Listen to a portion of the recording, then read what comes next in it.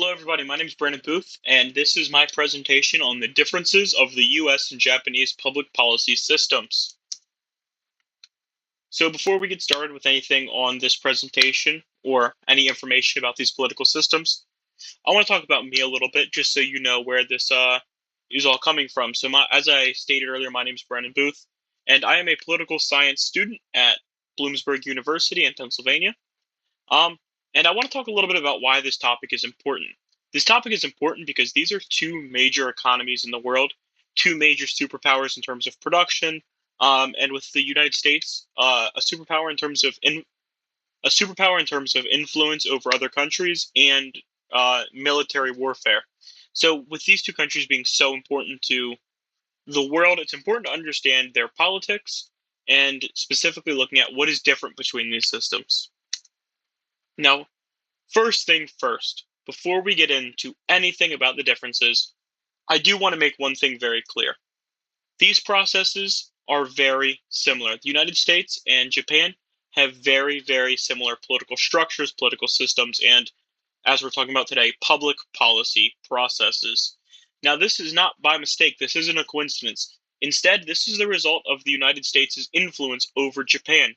You see, after World War II, when Japan had lost and the United States was on the winning side, the U.S. kind of came in and rewrote a lot of Japanese politics and Japanese government. So you're going to see a lot of similarities as the United States set up a lot of the current Japan government and political system.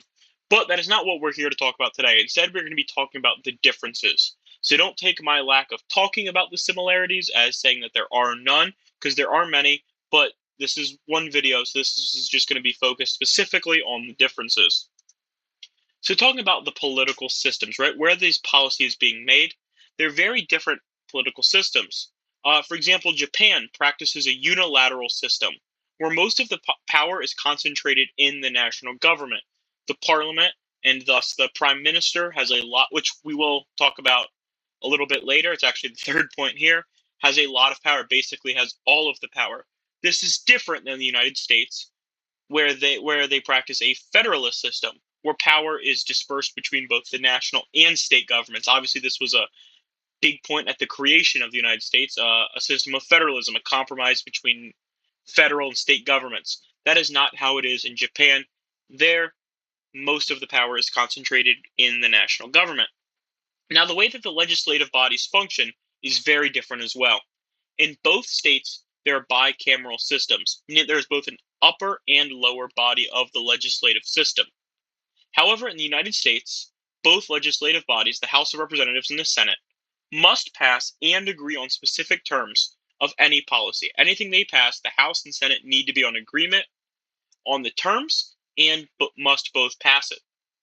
This contrasts Japan, where one body, the House of Representatives, is significantly more powerful than the other, which is called the House of Councilors. And the House of Representatives can actually pass legislation without any support from the House of Councilors.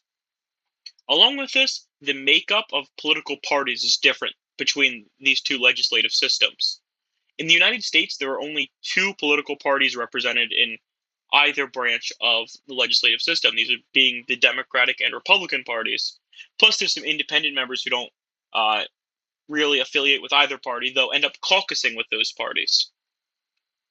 This is very different in Japan, where in Japan there is one major dominant party or faction of two parties, but there are 9 political parties plus independents in Japan's legislative body. There's a lot more diverse voices instead of 2 large tent parties. And the process for electing a head of state is also very, very different.